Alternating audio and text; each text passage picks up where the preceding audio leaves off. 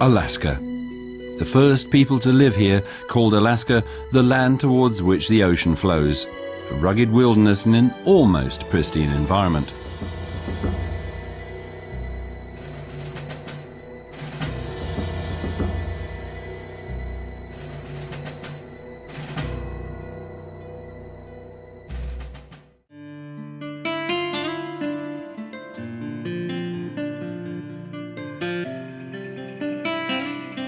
Beyond the Canadian border lies Alaska, the northernmost of the United States, and the largest.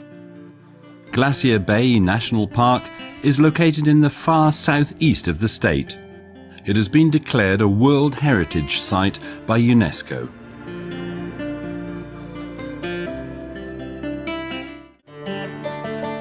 The area covers just over 13,300 square kilometres of untouched wilderness. Snow-covered peaks, fjords, forests, beaches, bays and glaciers.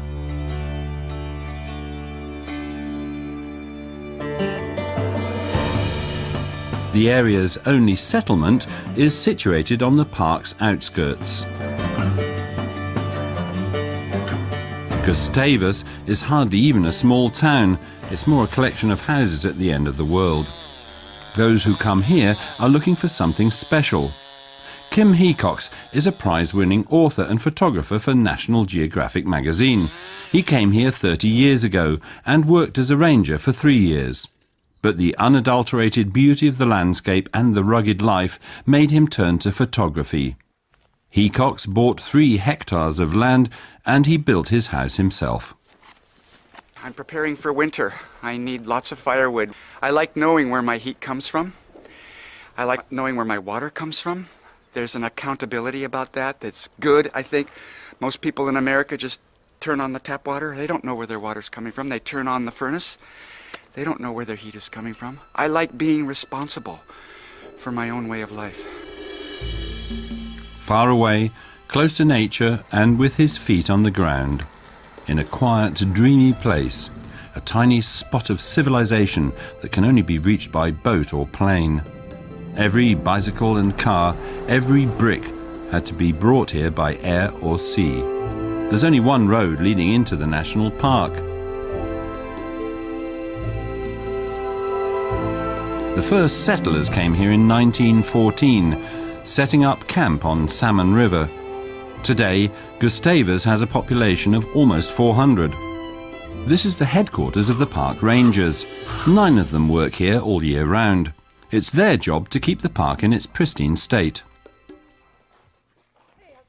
Everyone who works here is passionate about preserving the environment and protecting animals. Tanya Lewis is a biologist. She's run population studies on brown and black bears in Glacier Bay since 2001. It's a privilege for her to be allowed to work here, and not just because of the bears. The park headquarters in Gustavus were a tiny little island of civilization surrounded by wilderness. And there's a lot of food here.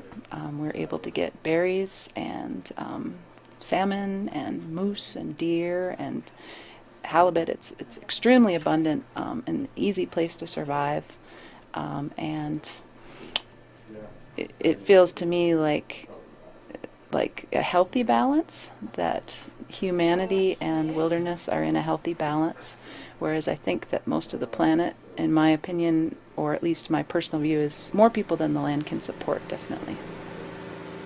There are no roads in the national park itself, only waterways. Tanya is out and about every day to look for bears. She counts them and researches their behaviour. 250 years ago, Glacier Bay was just one huge glacier. Subsequently, surprisingly large numbers of animals and plants flourished here. The rangers have spotted 242 different bird species in the park so far. Their nesting sites in the rocks are favourable for seabirds. They offer protection from their natural predators. Seals, sea otters and Steller sea lions inhabit the park, particularly on the rocks of South and North Marble Island.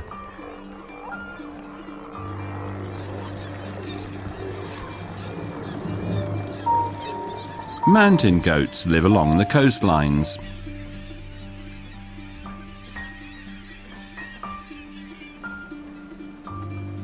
Tanya Lewis is often on the lookout for bears for hours before she finally spots one. Brown bears are more likely to be close to the glacier in the north of the bay, while she tends to spot black bears along the park's southern forested coastlines. This bear is looking for food under the stones on the riverbank.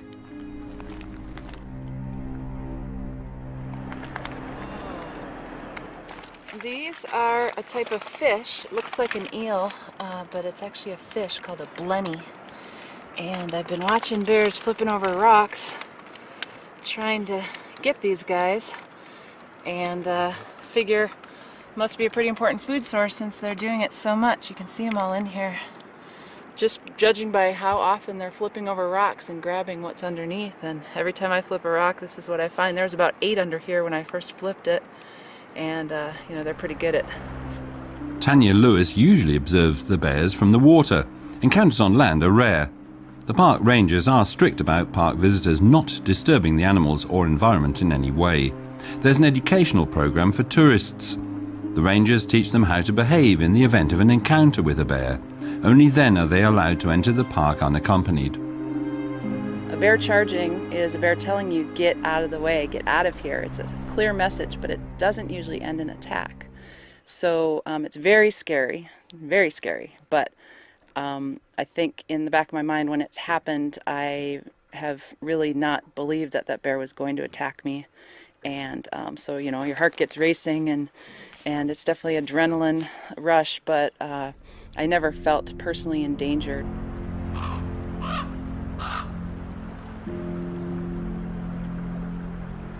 Encountering one bear, or several, isn't just dangerous for humans. The same rules apply to wolves. Rule number 1, stand still, because running away could be fatal. Only prey runs away.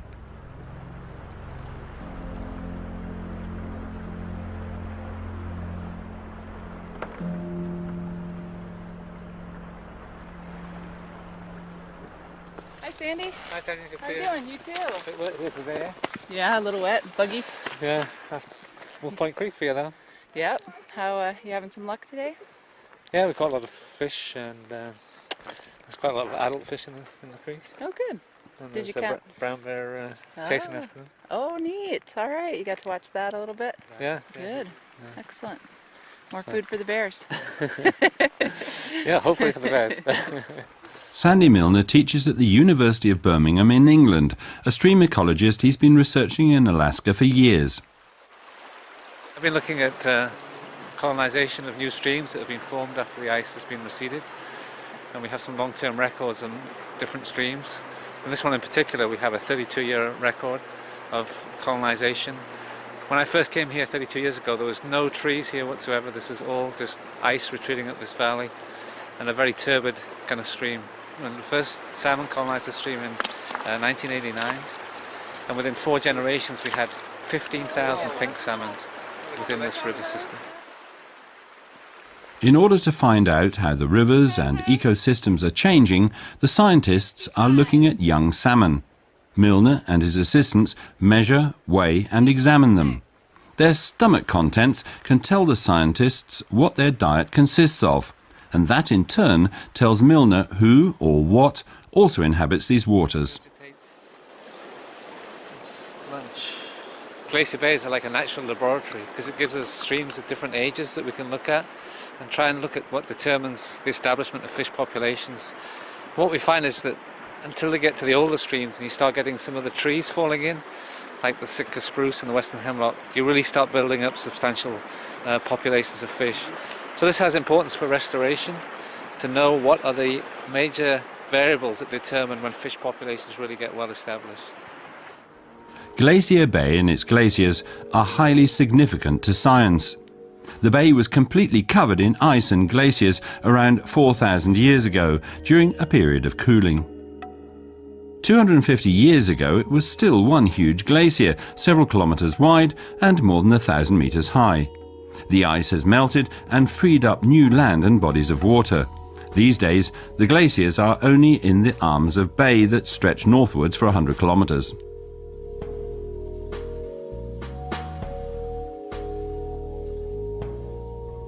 When Kim Hecox isn't doing woodwork, writing or playing the guitar, he's out in the wilderness in his kayak, always in search of spectacular motifs for his photographs. He's particularly smitten by glaciers. The ice is constantly changing. The beach always looks different, and the chucks of ice always have new formations.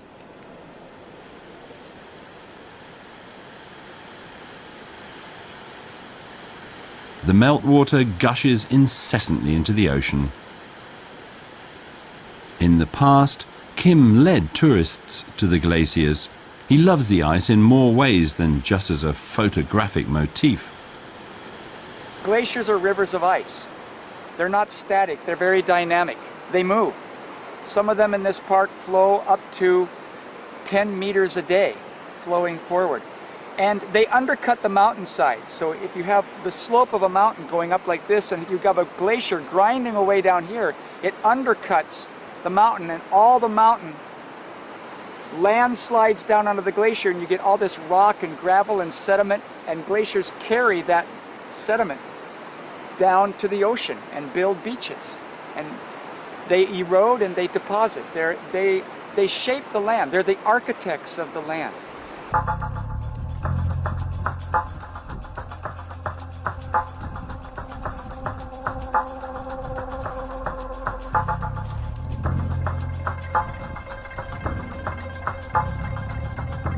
You can see the layering in the glacier.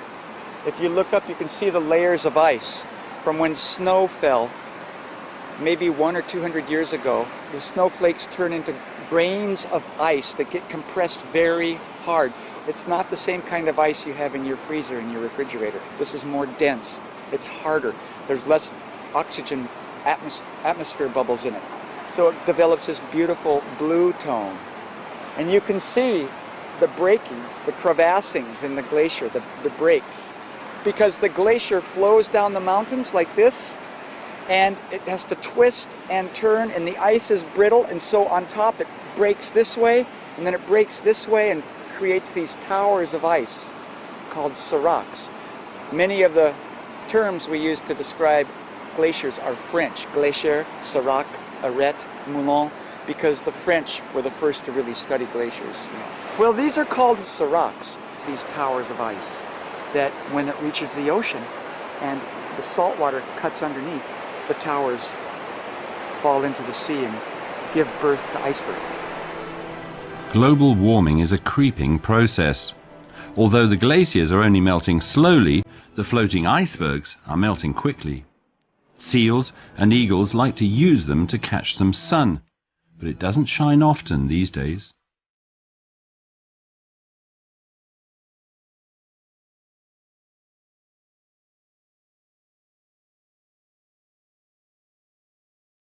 The cetologists are setting off from the jetty of the ranger headquarters in Bartlett Cove at 8 o'clock in the morning. Every day they visit the places in the bay where whales are most commonly seen. Chris Gabriel and her assistant Janet Nielsen have a spectacular workplace. In a strait before Glacier Bay meets the open ocean, the two scientists are keeping their eyes open for humpback whales.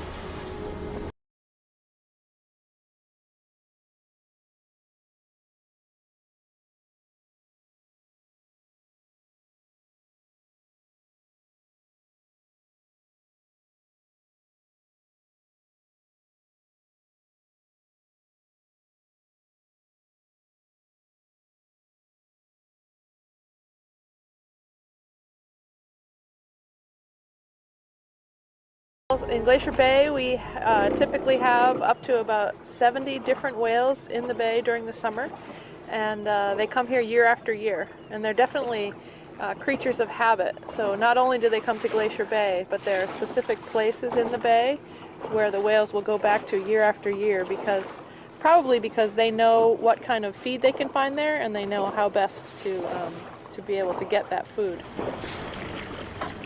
Chris Gabriel knows most of the whales that visit the bay. Some of them were seen here for the first time in 1974. During the winter months, the humpback whales migrate 4,000 kilometers southwards to Hawaii to mate. In the summer, they return to Alaska. The scientists want to be as inconspicuous as possible. It would be unthinkable for them to go diving with the whales. Protecting the animals is their top priority. They want them to be left alone, free from human influence. They've been observing many of these whales for years. When you get two whale biologists together, we can gossip about different whales and who did what using numbers, and they're just like names to us. So when they started the whale research, they started the first whale was numbered 1, 2, 3, and they went on from there. And so now we're up into the 2000s of whales. So if you hear a number like 397, you know it's been a long time since she was first sighted. So this is whale number 1421. Since the mid-60s, these mammals, which can grow up to 18 meters long and weigh between 25 and 30 tons, have been protected. Every scar and every new wound is recorded by Chris Gabriel. The whales will keep these battle scars their whole life. They're as unique as a fingerprint. A quick glance at the tail fin, and Chris knows what whale she's dealing with. Oh, that's our first sighting of her this year. Yeah, that's whale 1042, and she's a female who's was first sighted here, I think, in 1989 as a calf with her mother, and her mother usually hangs out around here too. And she actually had her first calf when she was 12 years old, and mostly humpback whales have their first calf a lot earlier than that. So we actually thought she was a male for a long, long time, and we were very surprised in, I think it was the year 2000 when she came back with a calf. So, and since then she's had several calves. So it's really neat to see her. The main reason for the cetologists' study program is the increase in cruise ships in the bay. Tourists from all around the world come here because they want to see a last remaining piece of wilderness, albeit from the comfort of a luxury liner. Whales possess very sensitive hearing, and the scientists are worried the ship's sounds could permanently unsettle them. There are no studies as yet on whether this could cause the whales to leave their native waters. That's exactly what the scientists want to find out.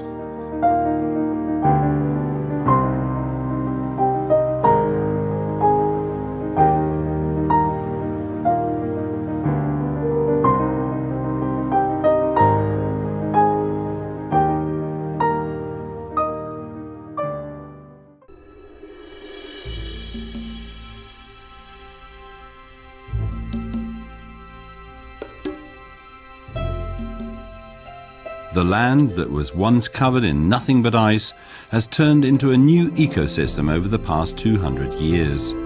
Trees, forests, rivers, new land. A temperate rainforest covers the hills and coastlines. 380,000 visitors come here every year to see wild animals in the wilderness. Most of them are on board cruise liners. Only the hardened ones come to camp, go kayaking, or simply to see the glaciers and forests.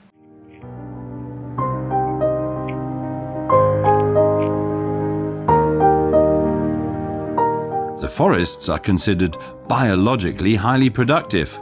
Spruces and firs stand close together. Mosses and fungi cover the shady forest floor.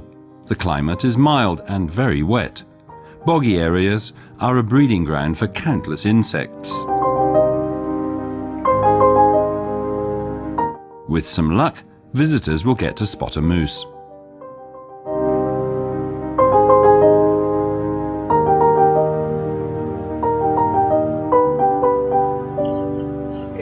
Moose stuff, moose poop, whatever you want to call it.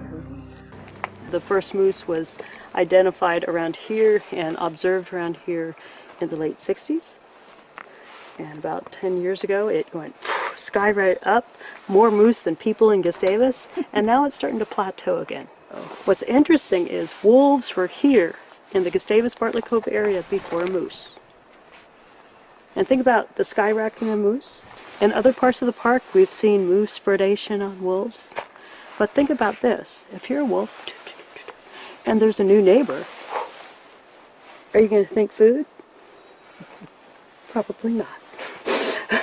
So how long is it going to take for that wolf to recognize that as a good source? Maybe a lone wolf from another part of town, I guess you could say, comes along and says, hey, you know, if we work together, this is a good food source. The Nature Conservation Authority records the moose movements and numbers. That's why many moose are registered in Glacier Bay National Park and Preserve. Like this moose cow and her young, for example. A transmitter is installed in her red collar.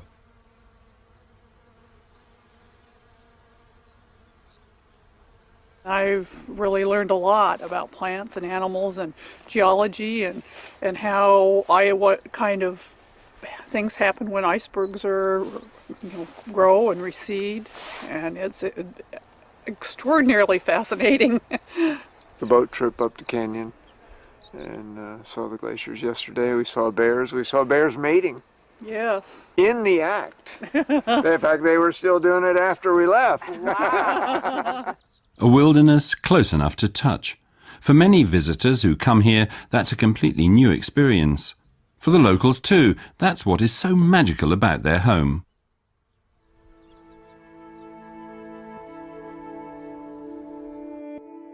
Dave and Joanne Lesh came to Gustavus as a young couple in the early 70s. They've run the town's only hotel since 1980. This is where they raised their 4 children. As romantic as life in the wilderness may seem, it's not easy. The visitor season is short. Only from May to September is the hotel almost booked out. During the remaining 6 months of the year, Alaska is lonely, cold and abandoned. It gets light late and dark again early. Nevertheless, many young locals who go away to see the world end up coming back sooner or later. I think a lot of people are here because they're attracted to being able to harvest and live a subsistence lifestyle. I mean, none of us live really subsistence anymore, but we like to hunt and gather as a social and family bonding time. It's important. And I think that's what the guests are doing also, is hunting and gathering, returning to their roots and their core spirit. The tourists who undertake the long journey to Gustavus don't want luxury. They expect homemade, home-baked, home-grilled fare and admire those who live here. But they're able to return to their own modern society at any time. We don't eat much farmed animals, but we eat a lot of game. I mean, that's our preferred diet, would be fish and deer and moose and... We're Alaska vegetarians. Yeah. We only eat vegetables and things you can harvest in Alaska. It's common It's not exactly in Gustavus. Bread is always baked fresh. Salad and vegetables harvested fresh. There's a small shop in Gustavus, but the next supermarket is a half-hour away, by air. If you go to the grocery store every day, I go to the grocery store once a year. And I've gotten really good at it after 30 years. We have a list of everything we consume in a year. And if you think about it, the harvest is a certain time, and that whatever products you're buying are put away at a certain time. So it's really no different. It's just that I get all of my stuff at once. So we're the original local harvest. I think a lot of our guests come and appreciate the fact that we're picking that lettuce leaf like an hour before dinner. There aren't many sources of income in Gustavus. Those who don't work for the park have to try and make a living by carrying out some practical trade, or they use nature's rich treasures. Gustavus is famous for its salmon and halibut fishing in the summer months. Many young men have their own charter boats and offer tours for anglers. Josh Cosby and his friends John and Robert live off fishing.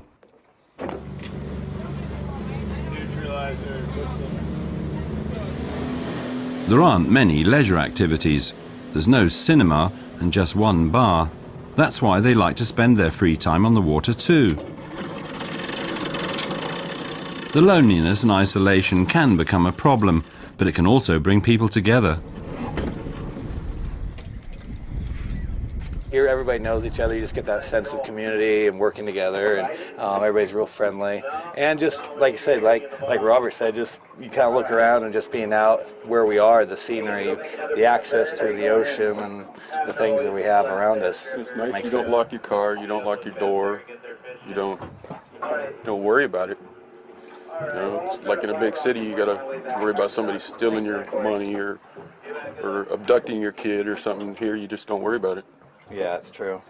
Yeah, you can leave. You just get out of your car and just leave the keys right in the car. And There's no crime around, nothing, no little there's thing? little petty stuff here and there, but we don't have any police or any law enforcement in the town. So if there is anything that happens, they'll bring law enforcement out, kind of sort it out. But I mean, it doesn't happen very often. Once in a blue moon, you know, some kids get into something or whatever. But that's really about the extent of it. Because everybody knows everybody too well, so everybody usually knows who did it if somebody did something. It doesn't take long. I promised my wife I'd bring her dinner, so we can't let them all go.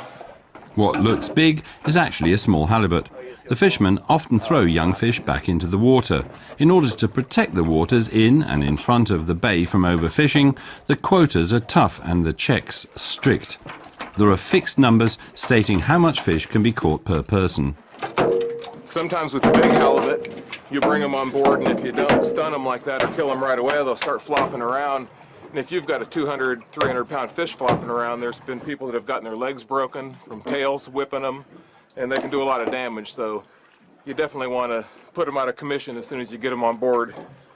One thing about the halibut you'll see, obviously they're white on the bottom side, they swim belly down, top side. And this eye right here, when they're born, I mean, they're just microscopic tiny, but this eye will be on both sides of their head. And within the first 6 months of their life, they'll start swimming flat, and this eye will rotate onto the top of their head. So it's a kind of an evolutionary thing that they do. Tell me which way they're swimming. They swim just like this on the bottom. That's how they swim. And their mouth opens sideways like that. They're dark on one side, so if a predator is above them looking down, they blend in with the bottom. And then they're white on the other side, so if a predator is below them looking up, they blend in with the sky. So it's their camouflage.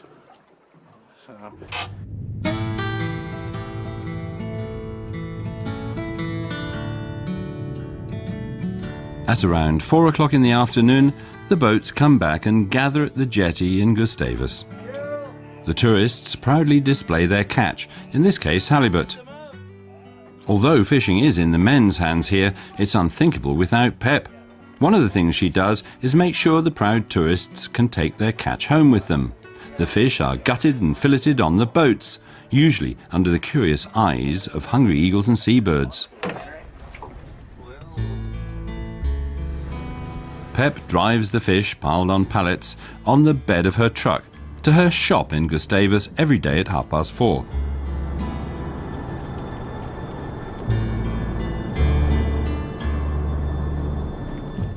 She had the idea of opening a fish store in Gustavus in 1991. Today, the family business is a flourishing enterprise without competition. At Pep's packing, the fish are cut and packaged, shrink-wrapped or smoked, and even mailed out on request. Pep is a real Alaska girl, according to her friends. The community is strange here. Like, everybody will argue, nobody will agree on anything, but when it comes right down to it and somebody needs something, you know, somebody's house burns down or something happens, they break their foot or something, the whole town just takes care of whatever needs to be taken care of. You know, it's a very unique community for sure. Yep. Together with her husband John, Pep raised a son in Gustavus. A modern standard of living is still something special for the 36-year-old.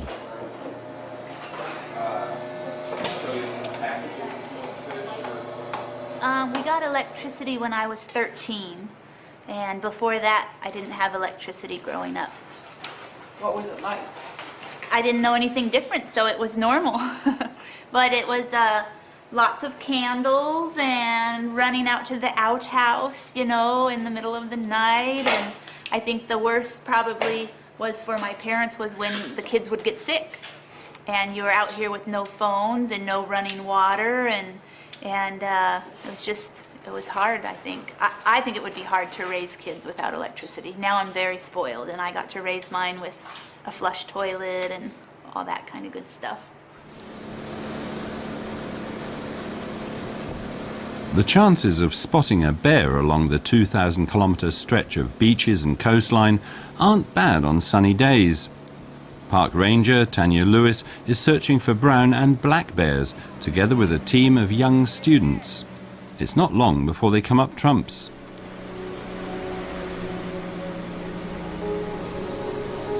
A couple of brown bears are strolling along the stony coast. They symbolise Alaska like no other animal.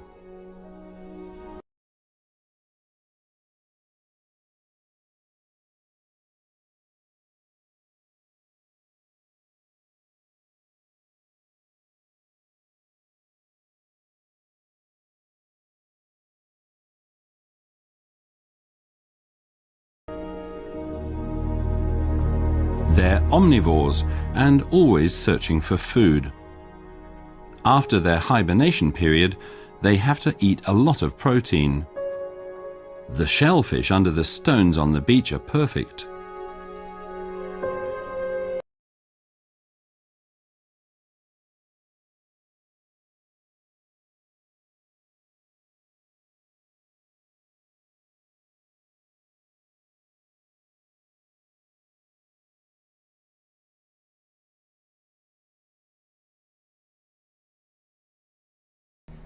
For her current study in Glacier Bay, Tanya Lewis has to learn everything about the bears, their development and their behaviour. What we want is tracks, because we can determine black bear versus brown bear from tracks. We want scat, fresh scat, because we can get the genetic sample from that. Or what is really the goal of our project, because it's the most sure thing, is hair. If we get hair, we can send that in for DNA analysis and determine whether it's black or brown bear. Yeah, you can see the claw marks in the tree, and scratches and bites, and Ayaka is burning the hair off of that one. This one we're going to collect some samples. You can see that the sap, it has stuck the hair in the sap, so it's there's more hair on this one, and we're going to put barbed wire on both of them so that we can get clean samples the next time we check it, which will be next week. So if you look up here, see the trail going up into the woods? And we just came up the trail from the beach, so it's a thoroughfare of some sort for bears, and when they pass by here, hopefully they'll rub and leave us some hair. Evidence is collected, secured and sent in as if at a crime scene.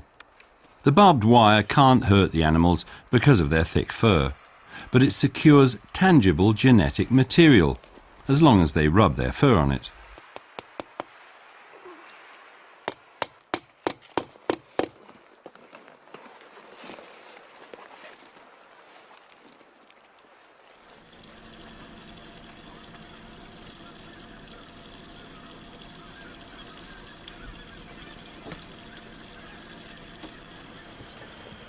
The Gustavus Inn serves the guests catch of the day in the evening. Barbecue with white Chinook salmon is Dave's speciality. For years, he's enjoyed the reputation of being a top chef. His recipes are simple, no-frills cooking.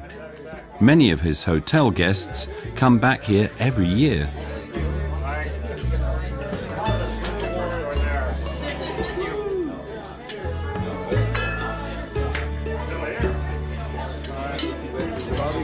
King salmon. 40 or 50 other people got the exact same thing today, and every one of them is really happy, and they'll be talking about it. I don't understand the fishing thing. It's a camaraderie thing. I mean, these guys are all family, and they probably don't live near each other, and they get to hang out for 8 hours and visit and BS. And these guys don't drink. Some of the guys have a few beers in a day. The guests are always the same: fanatical nature lovers, old hippies, people fascinated by the idea of dropping out of mainstream society, and overworked managers. The bear biologist Tanya Lewis and her husband Eric live a 45-minute walk from Gustavus. They both consciously chose a life in the wilderness. The couple refused to have a road built to their house. Their daughter Ulla is 6. She's growing up without running water and without mains electricity, and that's normal to her. Tanya and her husband spotted this place from the window of a light aircraft and decided to buy it. Eric is a carpenter. He built the whole house from top to bottom by himself. This is our dining room and also Ulla's play area. Her table, she spends a lot of time there coloring and writing and stuff like that. We have a little wood stove, that's our heat, and it also heats our water. In those pots we heat water to do dishes and that sort of stuff. And yeah, pretty small place. Our kitchen. Do you have a generator? We do have a generator. We only use it in the winter because in the summer we can get all the power we need from the sun. So we have a solar panel and a 12-volt electric system, a couple batteries, and then yeah, the generator is out in the bathhouse, and we in the winter we have to crank it up a couple times a week for a few hours. The biologist wants to be as self-sufficient and independent as possible. Born in a small town in Wisconsin, the 40-year-old has made her dream come true here. Once a year, her mother comes up from Florida to visit. Came to Alaska in 1990. My boyfriend at the time and I, we did a 2-week hike that was just mind-blowing. You know, it absolutely changed my life as far as knowing what I wanted to be surrounded by for the rest of my life. And I heard that you have a sister. She's very different. Tell me about that. She is. She's an accountant in Florida. She has her own accounting business, and they have a lot of boats, a lot of jet boats and jet skis, and she plays in a couple of rock and roll bands. One is called the Family Jewels, and the other is called the Velvet Box. And yeah, but she and I get along great, but we don't spend a whole lot of time together. So maybe that's why. So how is it as a mother to have 2 daughters that are so different? I think it's great. I raised them for quite a while as a single parent, and my goal was to raise them to do exactly what they wanted to do, that they were in charge of their lives. And so I'm incredibly amazed that they made these choices, and they're very different, but they're both very strong choices, you know, for each of them. So I'm delighted. The visitors have completed a long walk. Nevertheless, Tanya and Eric's lifestyle isn't unusual for the people here. They're not the only family in the vicinity of Gustavus that has chosen such a life. In such a remote location, time with friends is particularly valuable. The families spend their evenings together several times a week.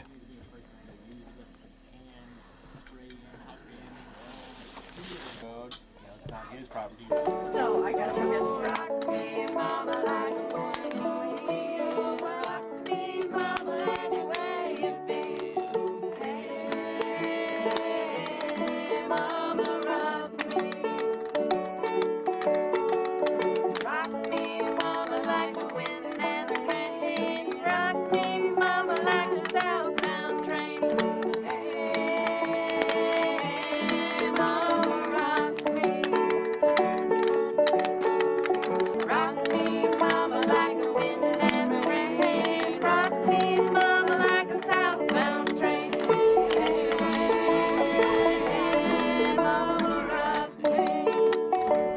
Kim Hecox has paddled many kilometres to visit former ranger colleagues. They spend 1 week in a mobile ranger station in the middle of the park and 1 week at home to avoid having to make the long journey home to Gustavus every night. The rangers have police status. They go on patrol in the park and make sure visitors stick to the rules. They inspect boats and help kayakers and campers. We had some great kayakers. We had a bunch of women once show up, like 10 women in kayaks, and they had paddled they were going from Haines to Sitka. Wow. And they were all cancer survivors. And there was nothing going to stop them. It's quite a trek. It was cool. Yeah. You must get people like that, now and then. I met what I thought was a Japanese man that paddled from Japan in Marjorie in Tar Inlet. But there was a little bit of a language barrier there, so I'm not quite sure if I got that right. During his 4-year stint as a ranger, Kim spent many nights in such a mobile station. This is our beautiful raft. Oh. Yeah. Home sweet home. Yeah. Now this is different. This is nicer. But it was a double bunk before. But I built it myself. Did you but this really? is nice. This is a double down here and then a single up here. Well, no, right here, what this is a couch. Oh, yeah, it's this. Oh, yeah. It's a couch, and then at night we can remove that, and it makes a bed. Okay. For me, I think it's kind of hard to call it a job. I mean, it is a job, it's a career, but at the same time, it's you're doing what you love and being able to make a living doing it. So it's just pretty spectacular. Yeah.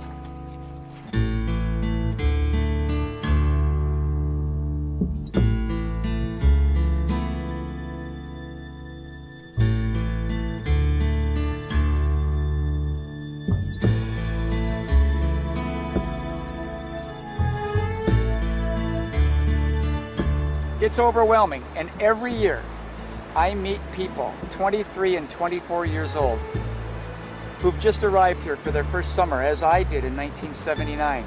And you see them completely lit up. They're like a car on high beam. They're completely lit up. And they go on a kayak and they lose themselves and find themselves in the same day. And you cannot go back to where you came from again. You'll never be the same person. It's a transformational place. It changes lives. And it's wild. It's there's not many truly wild places left in the world anymore. This place is wild.